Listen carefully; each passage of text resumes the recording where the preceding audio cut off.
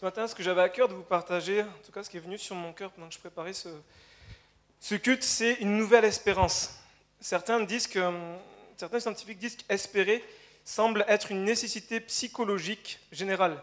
Même quand il n'y a aucun motif rationnel, les gens continuent à espérer.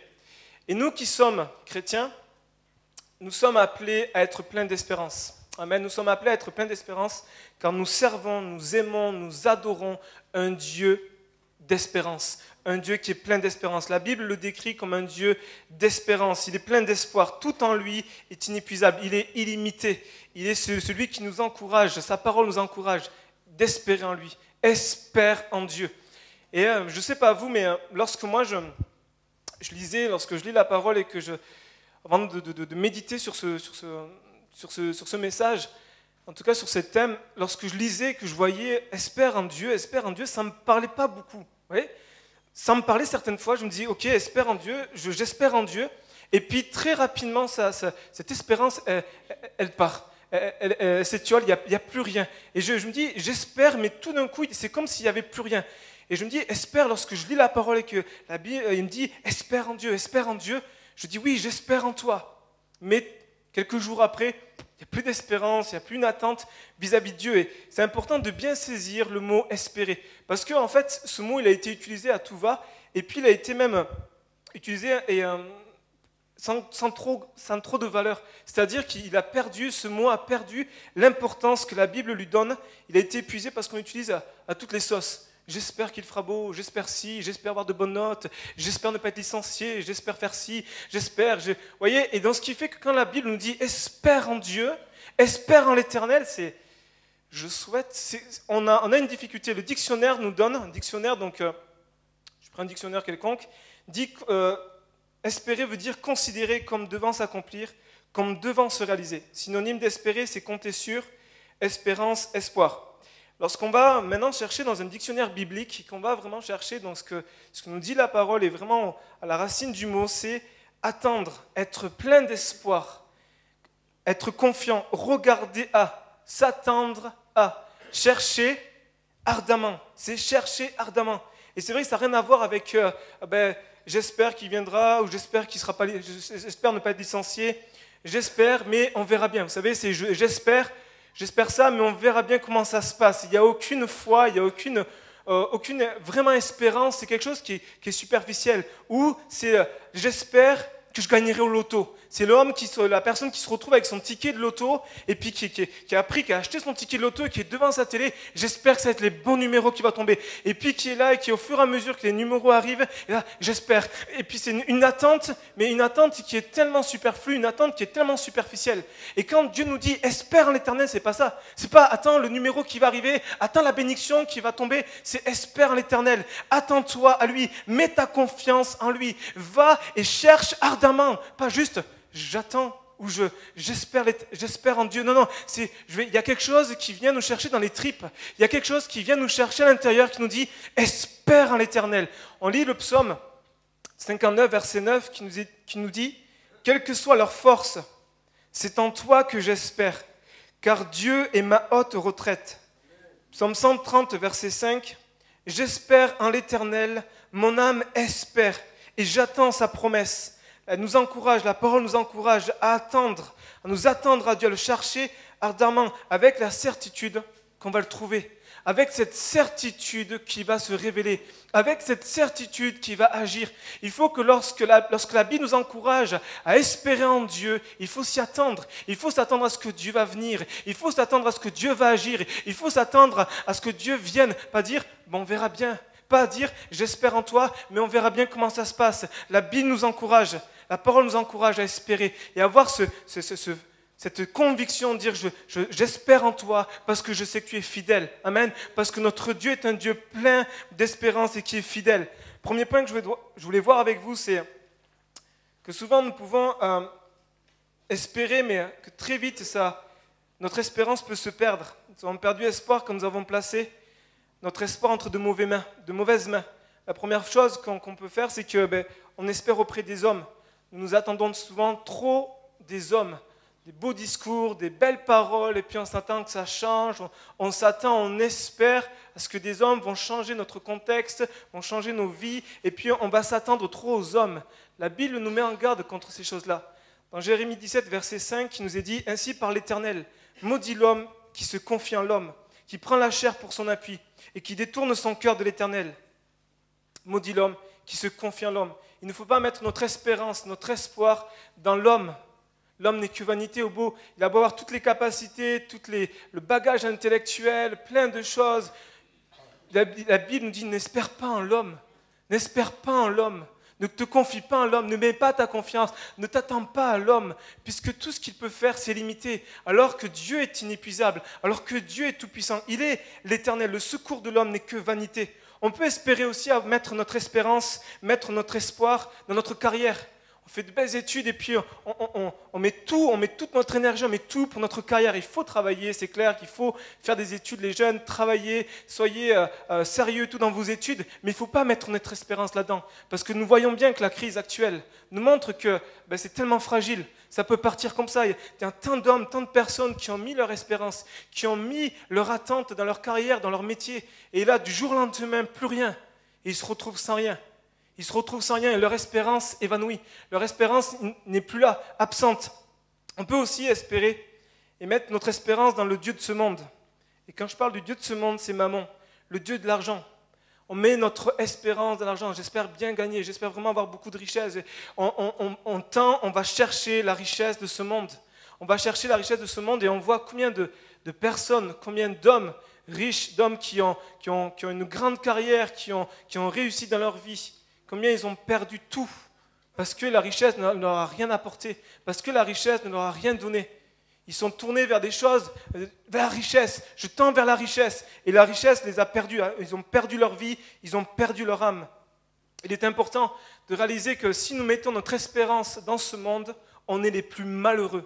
Si nous, chrétiens, nous mettons l'espérance dans ce monde, on est les plus malheureux. Pourquoi ? Parce qu'on vit des combats, parce qu'on se discipline, parce qu'on lutte contre les œuvres de la chair, parce qu'on lutte contre les tentations, parce qu'on lutte contre toutes sortes de péchés. Et si on met notre espérance dans les choses de ce monde, on va être vite découragé, on va vite être déçu, dire mais à quoi bon ?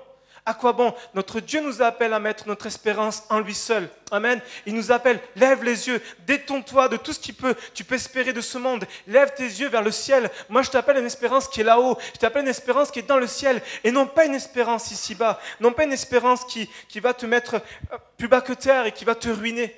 Mais Dieu t'appelle à mettre ton espérance en lui seul. Il est important de mettre vraiment cette espérance en lui.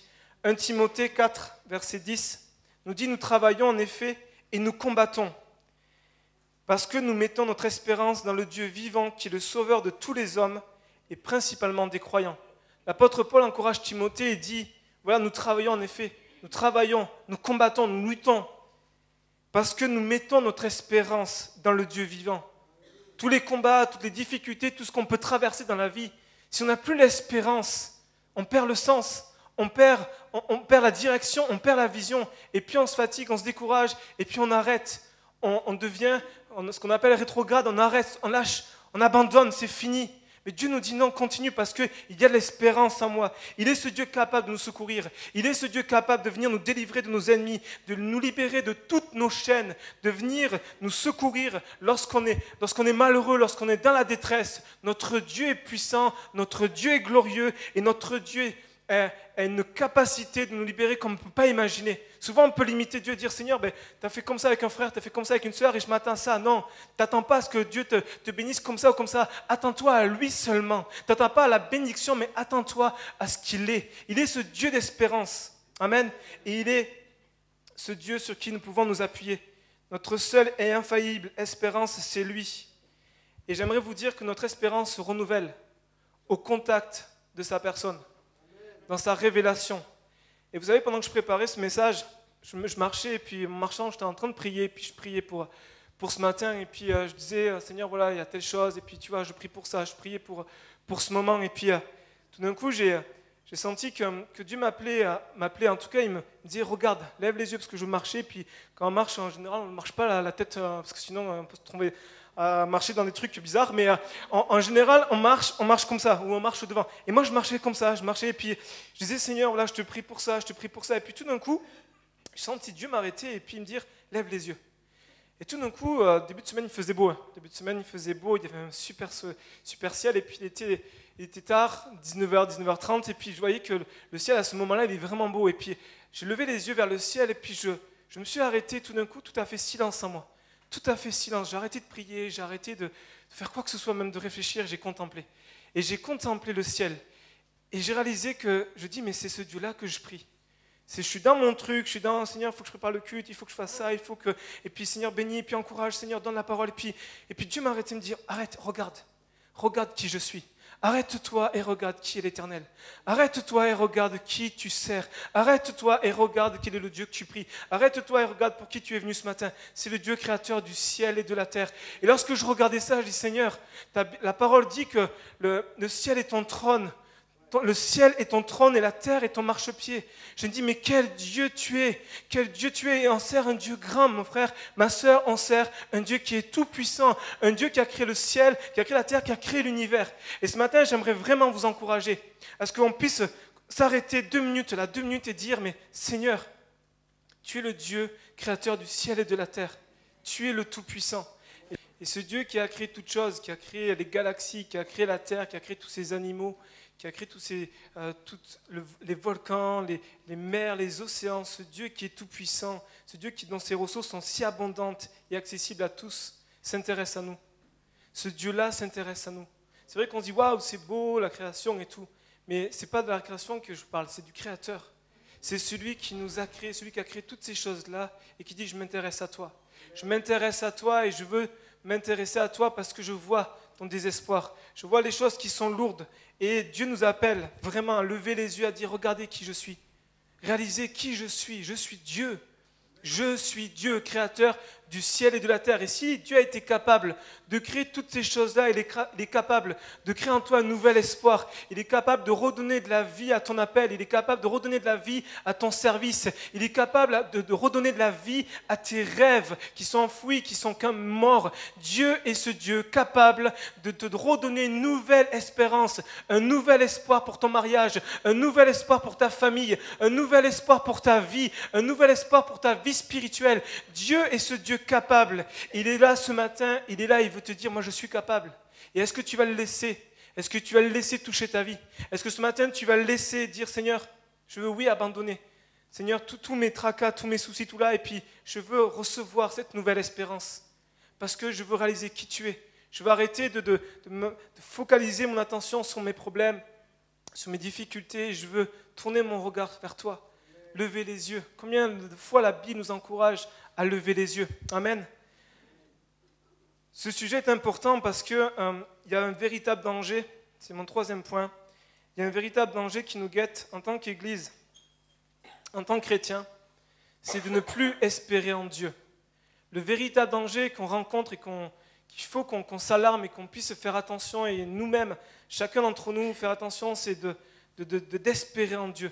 L'Église est en danger lorsqu'elle n'espère plus en Dieu, lorsqu'elle ne s'attend plus à lui, lorsqu'elle vient et puis elle ne s'attend plus à lui. Elle vient parce que c'est l'habitude, elle vient parce que c'est la routine. On ne vient pas par habitude, on ne vient pas par habitude. Il faut qu'on enlève l'habitude, il faut qu'on enlève la routine. Il ne faut pas qu'on vienne sans rien attendre de Dieu. Il ne faut pas qu'on vienne à la maison de Dieu en limitant Dieu, dire Seigneur, si tu peux faire quelque chose, si tu peux agir.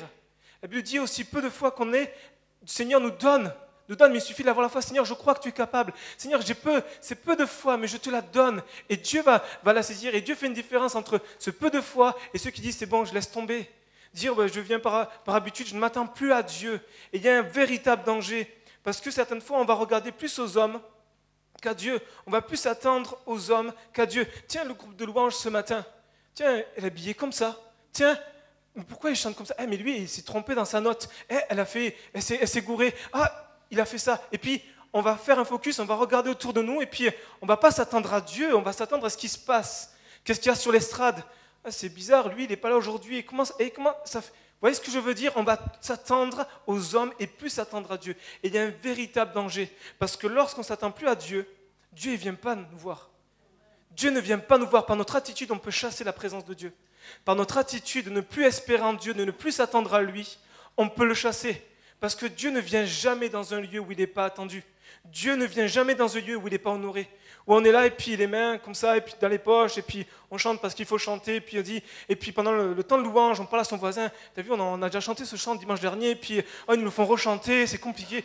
Ils ne peuvent pas changer.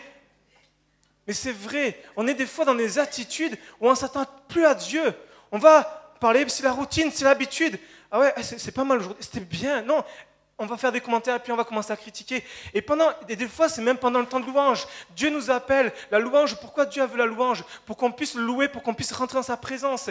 Et quand Dieu nous voit dans la louange, en train de regarder à côté, puis de regarder l'heure ou de penser à autre chose, est-ce que Dieu est attendu? Non, Dieu n'est pas attendu. Et Dieu ne peut pas venir lorsqu'il n'est pas attendu. Dieu ne peut pas se révéler lorsqu'on est là et puis lassé. Puis on vient parce que c'est l'habitude, c'est dimanche matin, il faut venir, c'est dimanche matin. Et au réveil, c'est dimanche matin, il faut venir à l'église. Mais si tu t'attends pas à Dieu, qu'est-ce que tu vas vivre? Dieu ne viendra jamais se révéler à un peuple qui ne s'attend pas à lui. Il y a un danger pour nous en tant que chrétiens. De ne plus s'attendre à Dieu, de venir à l'église, de ne plus s'attendre à Dieu, de ne plus être béni, de ne plus rechercher sa présence, de ne plus vivre un temps de la communion avec Dieu, parce qu'on vient, parce que c'est normal, parce que c'est la routine. Et Dieu nous met en garde, nous dit il y a un danger là. Il est ce Dieu qui se révèle à ceux qui l'attendent. C'est comme si vous sonnez chez quelqu'un, vous préparez à aller voir la personne, puis vous sonnez à la personne, et tout content de la voir, et puis la personne elle vous ouvre, puis elle fait « Ah, c'est toi ?» Et puis elle repart. Vous voyez? C'est exactement la même chose. Si on est là à dire « Bon, c'est dimanche, on ouvre, bon, comment Dieu va le prendre ?» Il y a un homme de Dieu, John Bevere, c'est un homme de Dieu que j'apprécie beaucoup et qui a écrit des bouquins qui m'ont vraiment béni. Et un de ces bouquins qui m'a vraiment touché, c'est « La crainte de l'Éternel ». Et lorsqu'il parle, il raconte un témoignage, il se retrouve, je crois que c'est au Brésil ou c'est en Amérique latine, et il se retrouve dans un grand rassemblement, 4000 personnes, grand rassemblement, et puis il rentre dans ce rassemblement, et puis il arrive au moment de la louange, et puis il s'installe, et puis il regarde un petit peu, et puis il voit que vraiment le groupe de louange, vraiment de qualité, les musiciens, ça a vraiment bien joué de la musique, il y a vraiment quelque chose de fort, c'est vraiment bon, et puis il dit waouh, il est vraiment impressionné par la qualité, par ce qu'il entend, et puis il dit waouh, c'est beau, et puis il commence à rechercher Dieu dans ce moment, et puis tout d'un coup, il dit il y a quelque chose qui ne va pas, il manque la présence de Dieu. Et puis il va dire à Seigneur, mais où est ta présence? Où est ta présence? Et puis tout d'un coup, il va porter ses regards sur l'auditoire, il se retourne, et puis il voit des gens en train de discuter, il voit des gens en train de parler. Et puis pendant qu'il y a la louange, il est en train de parler, des gens qui sont comme ça. Et puis à regarder leur montre. Et puis il voit en fait tout un peuple qui n'attend pas Dieu, qui ne craint pas Dieu, qui viennent, mais sans réaliser devant qui ils viennent. Et là, il se retrouve donc sur l'estrade. Il se retrouve sur l'estrade et puis tout d'un coup, il se met sur l'estrade et il fait silence, il prend le micro et puis 1 minute, ça dure au moins 1 minute. Puis il fait silence, il attend que les gens finissent leur conversation. Une fois que les gens finissent leur conversation, on va leur poser la question. Imaginez-vous, vous êtes en train de parler avec quelqu'un et cette personne, elle vous ignore. Ou imaginez-vous, vous êtes en train de parler avec quelqu'un et cette personne est en train de parler avec une autre personne. Moi, je vais te parler, Christian, et Christian est en train de parler à Nelly. Comment je vais le prendre? Comment je vais le prendre? Je vais me dire, Seigneur, il y a un problème, là, je suis en train de lui parler, il est en train de parler à sa femme. Alors je comprends que sa femme ça soit importante pour lui, mais Seigneur quand même. Et nous c'est la même chose, il va dire, mais combien nous, lorsqu'on se tient devant le Seigneur le dimanche matin, ou même pas le dimanche matin, il y a des matinées de prière, il y a des réunions de prière, il y a chaque moment qu'on se place devant Dieu, dans quelle attitude? Est-ce qu'on est là à s'attendre à Dieu? Est-ce qu'on est là à s'attendre à Dieu ou est-ce qu'on est là à dire, c'est comme d'habitude? C'est comme d'habitude. Et le Seigneur nous met en garde, nous dit attention, il y a un danger. Et vous savez, je crois qu'aussi il y a un danger, c'est que lorsqu'on ne s'attend pas à Dieu, on peut passer à côté des exaucements de nos prières. On peut passer à côté des réponses aux prières. On prie, on demande à Dieu, Seigneur bénis, Seigneur agis, Seigneur interviens, Seigneur fais ton œuvre, Seigneur glorifie-toi. Et puis on ne s'attend pas à la réponse. On ne s'attend pas à la réponse. On prie parce qu'il faut prier. On prie parce qu'on est dans un truc de routine. Il faut prier. Le pasteur nous dit il faut prier. La Bible nous dit il faut prier. Et puis on entend prier, prier sans cesse. On prie, mais on ne s'attend pas à la réponse. Et Dieu nous dit, espère en l'Éternel. Il faut que tu espères, que lorsque tu te places devant Dieu, que lorsque tu commences à prier, à élever ta voix, que tu attends de l'Éternel, que tu espères en lui, que tu le cherches ardemment et tu cherches la réponse, tu cherches sa présence, tu cherches à ce qu'il agisse, parce que Dieu se révèle à ceux qui le cherchent. Dieu se révèle à ceux qui espèrent en lui. Cette espérance qui est là. Seigneur, qu'il puisse vraiment ce matin nous renouveler, dire Seigneur, renouvelle mon espérance, que je puisse être là pour espérer en toi. On va lire dans Lamentation 3, verset 25, qui nous est dit, l'Éternel a de la bonté pour qui espère en lui. Amen. L'Éternel a de la bonté pour qui espère en lui, pour l'âme qui le cherche. Pour l'âme qui le cherche. Dieu donne la bonté, déverse sa bonté, déverse ses bénédictions pour ceux qui s'attendent à lui. Pour ceux qui sont là, qui sont prêts à dire Seigneur, je suis là et je m'attends à toi, donne-moi une parole, donne-moi quelque chose. J'ai besoin, je viens et j'ai besoin de toi. J'ai besoin d'entendre le son de ta voix. Dieu déverse sa bonté envers ceux qui le cherchent. Amen. L'espérance est aussi la base de notre foi. Hébreux 11, verset 1. Alors la foi est une ferme assurance des choses qu'on espère, une démonstration de celles qu'on ne voit pas. On va un peu plus loin, verset 6, il nous est dit, or sans la foi, il est impossible de lui être agréable, car il faut que celui qui s'approche de Dieu croie que Dieu existe et qu'il est le rémunérateur, qu'il récompense ceux qui le cherchent. Lorsque nous nous approchons de Dieu, nous devons avoir cette ferme assurance qu'il est celui qui va nous récompenser, qu'il est celui que lorsqu'on va se tenir devant lui, il va rémunérer notre âme. On va venir en sa présence, Seigneur, je viens avec foi, je crois que tu existes, que tu es là, ça il n'y a pas de doute, c'est clair, c'est net dans mon esprit, dans mon cœur, tu es là. Seigneur, mais je viens et je viens dans ta présence et je m'attends à toi, je m'attends à ce que tu vas rémunérer ma vie, à ce que tu vas récompenser ma vie, à ce que tu vas venir me bénir, à ce que tu vas agir dans mon être. Et j'ai besoin, Seigneur, que tu renouvelles mon espérance. J'ai besoin que tu renouvelles mon espérance parce que l'espérance est la base de notre foi. L'espérance est la base de notre foi. La foi est une ferme assurance des choses qu'on espère. Si tu n'as plus de choses que tu espères, si tu n'as plus d'espérance, tu vas mettre ta ferme assurance dans quoi ? Et Dieu nous dit, il faut que tu espères. Espère en moi. Espère dans ce que je vais agir dans ta vie. Espère dans ce que je vais faire dans ton couple, dans ta famille, dans ton travail. Espère en moi. Espère en l'Éternel. L'espérance est la base de notre foi. Il faut que lorsqu'on s'approche de Dieu, nous attendre à sa réponse, nous attendre à sa visitation, nous attendre à vivre quelque chose. Il faut nous attendre à vivre quelque chose. Il faut qu'on sorte de nos routines, il faut qu'on sorte de nos habitudes et dire Seigneur, j'ai besoin d'une nouvelle espérance pour m'attendre à toi, comme tout à nouveau. J'ai besoin de toi et j'ai besoin de dire oui Seigneur, je te demande et tu vas bénir. Je te demande et tu vas agir. Vous savez, c'est comme cette personne qui est là et puis qui prie, qui dit Seigneur, je prie pour ça et puis ça ne s'accomplit pas. Sa prière n'est pas exaucée. Et puis qui dit de toute façon, je le savais. De toute façon, je le savais. Je prie, mais de toute façon, je savais que je n'allais pas être exaucé. Dieu n'honore pas ce genre de prière. Dieu honore la prière qui est faite avec foi. Mais comment faire ? Comment espérer lorsque je suis en proie à toutes sortes de pressions ? Comment espérer dans une telle situation que je traverse, dans un tel contexte de société ? Comment être renouvelé dans l'espérance? Comment avoir une nouvelle espérance? Comment espérer à nouveau lorsque j'ai été déçu, trahi, lorsque tout ce qui est en moi est souvenir, lorsque je pense aux choses de Dieu, lorsque j'ai mes rêves, lorsque j'ai des envies pour Dieu, des espoirs pour Dieu, c'est que des souvenirs. Comment faire pour retrouver cette nouvelle espérance? Comment espérer en Dieu quand j'ai l'impression qu'il est loin de moi? Comment espérer en Dieu quand j'ai l'impression que je suis abandonné de Dieu?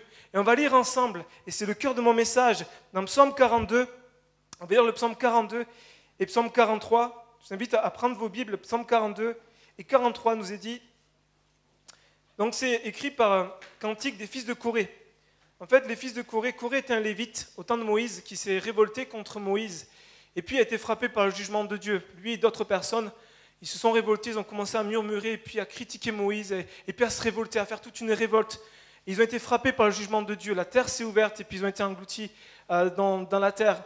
Ils sont tombés et Dieu a montré son jugement. Dieu a montré son jugement. Et donc là, Corée et cet homme-là, et là il y a ses fils. Ses fils qui disent, nous on ne veut pas suivre notre père. On refuse de partir dans cette destinée-là. on veut briser cet héritage et nous, on veut être vraiment consacrés. Ils ont redoublé leur consécration et leur zèle pour Dieu. Et ce sont les fils de Corée, ce sont en fait des personnes qui étaient chargées d'organiser et de conduire le peuple dans la louange. En gros, c'était des conducteurs de louange. Ils conduisaient le peuple, ils avaient une charge importante, ils conduisaient le peuple dans la louange. Et voici ce que nous dit Cantique des fils de Corée, chapitre Psaume 42. Comme une biche soupire après des courants d'eau, ainsi mon âme soupire après toi, ô Dieu. Mon âme a soif de Dieu, du Dieu vivant. Quand irai-je et paraîtrai-je devant la face de Dieu? Mes larmes sont ma nourriture jour et nuit. Pendant qu'on me dit sans cesse, où est ton Dieu? Je me rappelle avec effusion de cœur, quand je marchais entouré de la foule et quand je m'avançais à sa tête vers la maison de Dieu, au milieu des cris de joie et des actions de grâce, d'une multitude en fête. Pourquoi t'as battu mon âme et gémis-tu au-dedans de moi? Espère en Dieu, car je le louerai encore. Il est mon salut et mon Dieu. Mon Dieu, mon âme est abattue au-dedans de moi. Aussi c'est à toi que je pense depuis le pays du Jourdain, depuis l'Hermon, depuis la montagne de Mitsar. Un flot appelle un autre flot au bruit de tes ondées. Toutes tes vagues et tous tes flots passent sur moi. Le jour, l'Éternel m'accordait sa grâce. La nuit, je chantais ses louanges. J'adressais une prière au Dieu de ma vie. Je dis à Dieu mon rocher, pourquoi m'oublies-tu? Pourquoi dois-je marcher dans la tristesse, sous l'oppression de l'ennemi? Mes os se brisent quand mes persécuteurs m'outragent, en me disant sans cesse, où est ton Dieu? Pourquoi t'as battu mon âme et gémis-tu au-dedans de moi? Espère en Dieu, car je le louerai encore. Il est mon salut et mon Dieu. Psaume 43, rends-moi justice, ô Dieu. Défends ma cause contre une nation infidèle. Délivre-moi des hommes de fraude et d'iniquité. Toi, mon Dieu protecteur, pourquoi me repousses-tu? Pourquoi dois-je marcher dans la tristesse, sous l'oppression de l'ennemi? Envoie ta lumière et ta fidélité, qu'elle me guide, qu'elle me conduise à ta montagne sainte et à tes demeures. J'irai vers l'autel de Dieu de ma joie et de mon allégresse, et je célébrerai sur la harpe, ô Dieu, mon Dieu. Pourquoi t'as battu mon âme et gémis-tu au-dedans de moi? Espère en Dieu, car je le louerai encore, il est mon salut et mon Dieu. Amen. Beaucoup de commentateurs bibliques vont dire qu'en fait, ces deux psaumes ne font qu'un. Ces deux psaumes-là ne font qu'un. En fait, on peut les découper en trois parties. Première partie du verset 1 au verset 6. Deuxième partie du verset 7 au verset 12. Et dernière partie, c'est tout le psaume 43. C'est découpé en trois parties. Et à chaque fois, il y a quelque chose qui revient. C'est comme un refrain. Pourquoi t'as battu mon âme et gémis-tu au-dedans de moi? Espère en Dieu, car je le louerai encore. Il est mon salut et mon Dieu. Et c'est un refrain qui revient, 3 fois, qui revient. Et on verra tout à l'heure l'importance de ce refrain, l'importance dans ce psaume de ce refrain. Et donc il y a ces fils de Corée, ce psalmiste qui écrit et qui est comme découragé, et qu'on le voit, il est là à dire « j'ai des souvenirs, et puis j'espère en toi, mais mon âme est abattue, et puis je suis oppressé, et puis il y a des ennemis, et puis on me dit « où est ton Dieu ?» Et puis je suis entouré d'une nation infidèle, je suis entouré d'une nation qui n'a rien à faire de toi, qui vote des lois iniques, et qui font des choses qui sont complètement à l'encontre de tes plans. Et puis on voit ce psalmiste qui est complètement déboussolé, mais qui va tourner ses yeux à ce refrain qui dit « espère en l'Éternel ». Espère en l'Éternel. Et lorsqu'on lit ce psaume, on peut discerner trois ennemis à notre espérance. Et j'aimerais voir ces trois ennemis rapidement. Le premier ennemi qu'on rencontre et qui vient toucher notre espérance, qui vient toucher le fait qu'on n'arrive plus à espérer, que cette espérance elle est morte au-dedans de nous, qu'on n'a plus de jus, qu'on n'a plus de peps, qu'on n'a plus d'énergie, c'est le découragement. C'est le découragement. Et là, il se retrouve dans un temps d'oppression et puis il est découragé.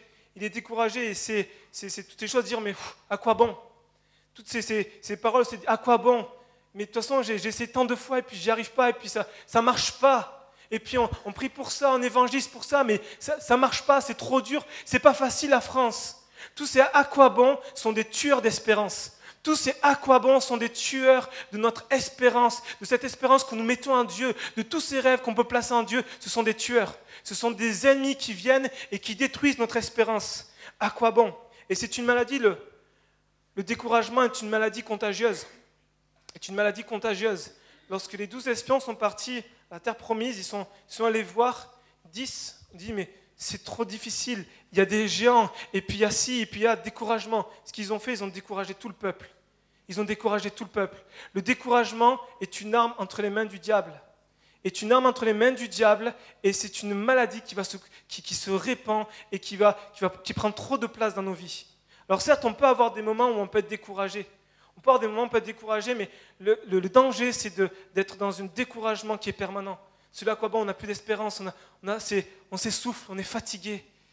Et j'ai aimé cette histoire, une histoire d'un homme qui disait, un évangéliste qui disait de cette histoire, Satan avait décidé de prendre au piège un chrétien consacré. Il a convoqué ses meilleurs démons. Il fait un brainstorming, il appelle ses meilleurs démons, il dit venez, on va venir détruire ce chrétien. J'ai vraiment ce désir, je veux prendre au piège ce chrétien qui est consacré. Pas un chrétien qui ne sait pas trop où c'est qu'il en est dans sa foi, un chrétien qui est consacré, qui est engagé. Il convoque ses meilleurs démons pour trouver la meilleure manière de le piéger. Un démon se lève, comment vas-tu faire ? Comment vas-tu faire ? Lui dit Satan. Le démon lui dit, je lui présenterai un tableau de délices, de plaisir, de vie de péché, avec des couleurs si attrayantes qu'il sera impatient d'y goûter. Cela ne marchera pas. Cet homme connaît le péché et en a fait l'expérience. Il sait que cela le mènera à la souffrance et à la ruine. Il ne t'écoutera pas. Un autre démon alors se lève et fait une autre proposition.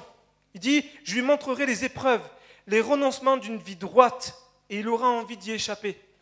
Satan lui répond, cela ne marchera pas non plus, car il connaît la droiture pour l'avoir pratiquée, et il sait que ses chemins sont ceux de la paix et du bonheur. Un troisième démon se lève d'un bond en étant certain qu'il pourra vaincre cet homme. Et Satan lui dit, que feras-tu pour en être si sûr ? Que feras-tu pour en être si sûr ? Et le démon lui dit, je mettrai le découragement dans son cœur. Ça marchera, tu réussiras, va et ramène ta victime. Et cette histoire me parle. Cette histoire me parle parce que le découragement est une arme par excellence entre les mains du diable. Est une arme par excellence entre les mains du diable, dire laisse tomber, arrête-toi, décourage-toi, c'est fini. Il n'y a plus d'espérance, il n'y a plus d'espoir. En quoi tu espères ? Tu n'en as pas marre d'être déçu, tu n'en as pas marre de recevoir des coups, tu n'en as pas marre d'être trahi, tu n'en as pas marre de te fatiguer à des choses qui ne marchent pas. Le découragement est une arme entre les mains du diable et ravage nos espoirs et vient paralyser notre foi. On est découragé, on n'y arrive plus. Et Dieu est capable de nous renouveler cette espérance. Le deuxième ennemi, c'est l'épreuve du temps. Le psalmiste, il va dire, quand irai-je vers l'Éternel ? Pourquoi m'oublies-tu ? On voit dans les psaumes qu'on a lus qu'il y a une notion de temps qui est difficile pour lui à gérer. Et nous, dans une société où tout va à 100 à l'heure, dans une société où on n'a plus le temps d'attendre, où c'est lorsque on se retrouve devant Internet ou devant l'ordinateur et que ça ne marche pas, on commence à râler. On dit, mais c'est pas possible, mais ça ne marche pas. Lorsqu'on se retrouve dans un resto et que la commande est trop longue, on commence à râler. On est dans un système où le temps, il faut que tout aille vite. Il faut que tout aille vite. Et ce qui fait qu'on est modelé là-dedans, on est pris là-dedans. Et lorsqu'on se place, on le met sur notre plan de la foi, sur la vie spirituelle, il faut que ça aille vite. Il faut que Dieu bénisse vite. Il faut que Dieu agisse vite. Il faut que, Seigneur, je prie, mais Seigneur, agis. Seigneur, je prie, mais Seigneur, réponds maintenant. Maintenant, Seigneur. Maintenant, au nom de Jésus, maintenant. On est comme ça. Parce qu'on est dans une société qui vient nous influencer, nous façonner dans un système où il faut aller vite, tout va vite. Quand je parlais avec une personne et je l'encourageais à venir à l'église, je dis allez, viens à l'église. Et elle venait à l'église, mais bon, des fois oui, des fois non. Je dis allez, viens à l'église, ça va être des temps bénis, c'est là que Dieu va te toucher, Dieu va te bénir, c'est important de venir à l'église. Et là, cette personne me dit, mais Rémi, mais il faut 15 minutes pour aller à l'église. Rémi, il faut 15 minutes. Elle a la voiture, cette personne.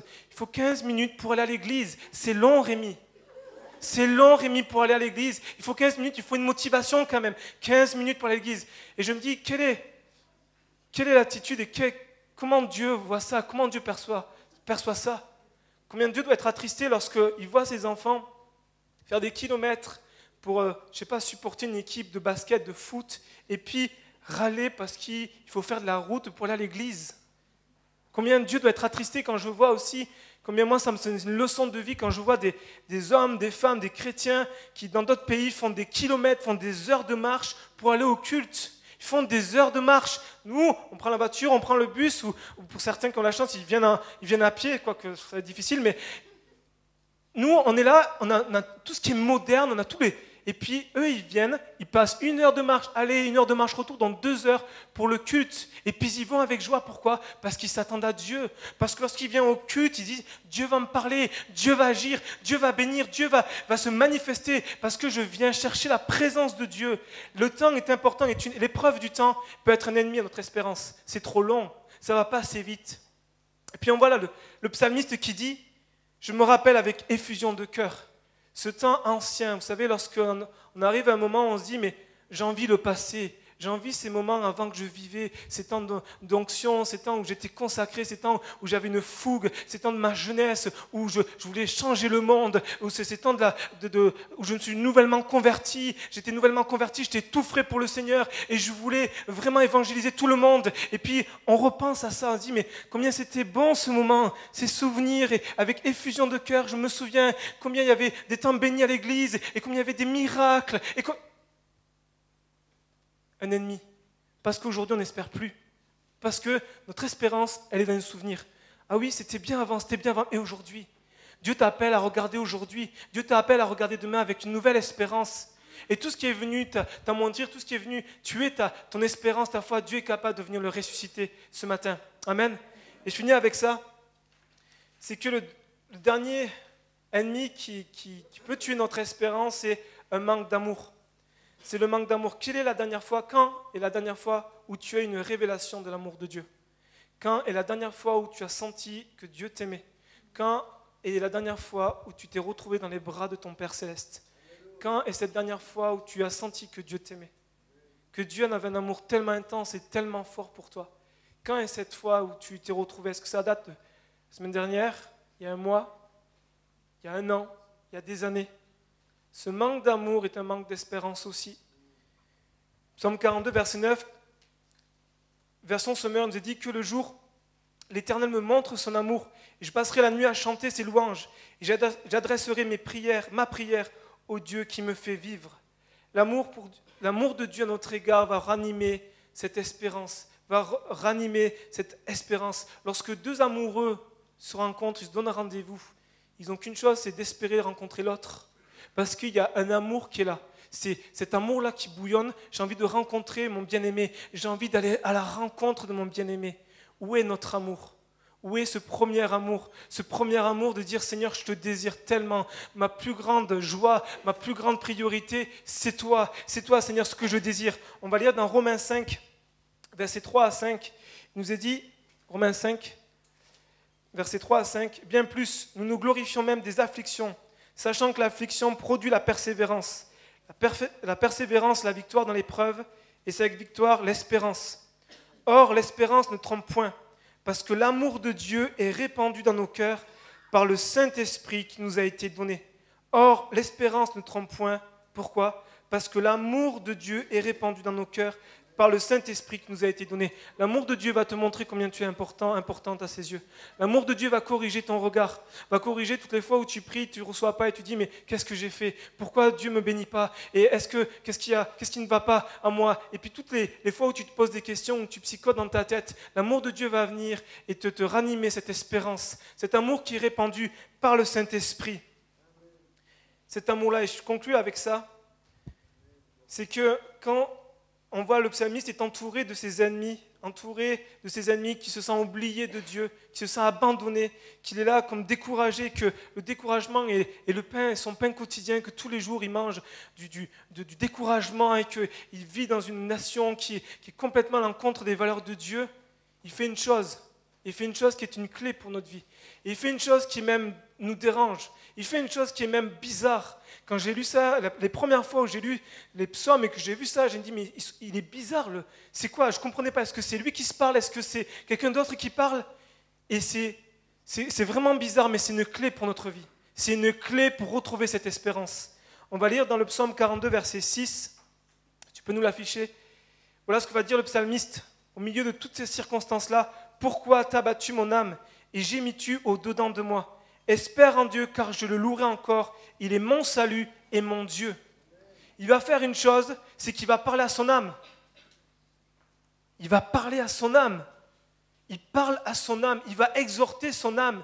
Il va dire à son âme, mon âme, bénis l'Éternel. Mon âme, espère en Dieu. Il va lui poser les questions, mais mon âme, pourquoi t'as battu? Mon âme, pourquoi gémis-tu? Espère en Dieu, car je le louerai encore. Alors, ce n'est pas une méthode de dire, il faut que je fasse ci, à force de paroles, ben, j'irai mieux, à force de paroles, j'irai mieux. Mais c'est qu'il va commander à son âme, et qui va dire, mon âme, espère en l'Éternel. Mon âme, confie-toi en l'Éternel. Mon âme, loue l'Éternel. C'est une clé pour notre vie. C'est une clé, c'est-à-dire qu'on prend l'autorité, dire, non, non, je refuse de laisser le découragement, je refuse de laisser tout ce temps qui passe, je refuse de laisser toutes les pensées, les mensonges de l'ennemi m'avoir, et je veux déclarer et je veux proclamer que mon Dieu est mon Dieu d'espérance, que mon Dieu est mon Dieu de salut, que mon Dieu est ma joie, que mon Dieu est ma force. Il va parler à son âme, il va parler à son âme. Et nous, c'est important en tant qu'enfants de Dieu de parler à notre âme.